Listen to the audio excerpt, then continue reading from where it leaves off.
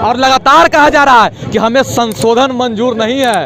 आज पहली, दूसरी, आज तीसरी, चौथी, आज पांचवी दौर की वार्ता है, लेकिन ये वार्ता भी विफल हमको लग रहा है क्योंकि उनका नियत, नीति और नेता तीनों में स्पष्टता नहीं है, जिसके कारण आज देश अघोषित आपातकाल के दौर से गुजर रहा है। क्योंकि जीवन और जीविका ये दोनों छीनने पे आमदा है यहाँ की सत्ता का मर्म होता है लोगों की आवाज बनना, लेकिन यहाँ आवाज को छीना जा रहा है, आवाज को दबाया जा रहा है और उसके बाद अनाज पे भी लात मारा जा रहा है। यानी गंगा स्नान कर रहे हैं किसान सड़कों पर है, क्या कहना कुछ कहना? देखिए सत्ता जो होता है वो मंदारी का रूप अख्तियार कर लिया है। वो जानबूझ करके अलग अलग खेल दिखा रहा है ताकि इस मुद्दा से भटकाया जा सके। लेकिन मोदी जी जान लीजिए, आप जात और धर्म पे बांटिएगा ना तो हम बता देते हैं आपको, हमारा जात और धर्म दोनों रोटी और भूख है। मेरा भूख अगर धर्म है तो रोटी हमारा भगवान है, ये आप जान लीजिए। आप मंदारी, आप गंगा स्नान कर रहे हैं, अरे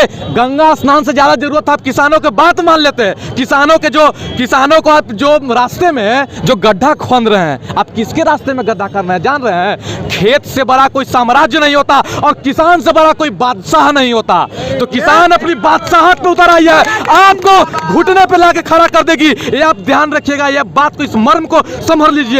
किसान से देश चलता है। कोरोना लॉकडाउन में जब अर्थव्यवस्था तबाह हो गया तो किसान की मेहनत ने देश को खड़ा किया है। तो सुन लीजिए कान खोल के, आपको सत्ता से कान पकड़ के भगा दिया जाएगा, क्योंकि ये देश को हमने बनाया है, मजदूर किसानों ने बनाया है, नहीं किसी के बाप का। ये देश है मजदूर किसान का। आप सुन लीजिए ध्यान से, क्योंकि जब एक बार किसान जब हुकार भरेगा तो आप समझ लीजिएगा किस प्रकार से आपको सत्ता से हटना पड़ेगा। इसलिए आप तमाम लोगों को, क्योंकि यहाँ पे लगातार आप हमारे जिद को परखना चाहते हैं, तो समझ लीजिए हमसे बड़ा जिद्दी इस कायनात में आपको नहीं मिलेगा। आज हड़ताल कर हड़ताल, अगर नहीं सुने ना तो यहीं पे डेरा डाल, आपके पार्लियामेंट को हम कब्जा कर लेंगे। क्योंकि बाबा साहब ने कहा है कि हम समाजवादी, अम्बेडकरवादी विचारों को लेकर के हम सदन और संसदों को कब्जा कर सकते हैं। सदन और संसद अगर नहीं सुनता है तो सड़क से उसके सदन और संसद को औकात दिखा सकते हैं। आवारा नहीं होने देंगे सदन में बैठे सांसदों और विधायकों को। इसके लिए हमारा लगातार संघर्ष जारी रहेगा और लगातार हम अपने संघर्ष को मजबूत करते रहेंगे। क्योंकि उनकी, मैं भी एक किसान की बेटी हूँ। जब तक मेरे बीज की सही कीमत नहीं दी जाएगी, हम क्या कर सकते हैं? मेरे पिता क्या कर लेंगे?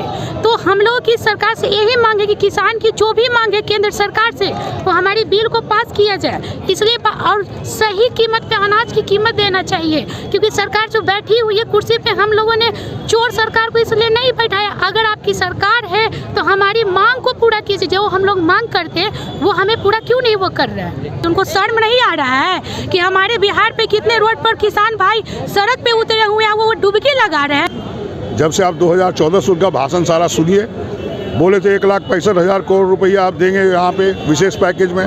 आरा में घोषणा किया था, क्या उन्होंने 1 रुपया दिया? विशेष राज्य का दर्जा जब माननीय मुख्यमंत्री नीतीश कुमार हमारे साथ थे तो वो उन्होंने बहुत जोर लगाया, लेकिन आज तक विशेष राज्य का दर्जा नहीं मिला। 1,65,000 करोड़ जो उन्होंने चुनावी भाषण वो नहीं मिला। ये तो सिर्फ झूठ बोलते ही हैं और ये तानाशाह तो है ही। जनता इसको बर्दाश्त नहीं करेगी।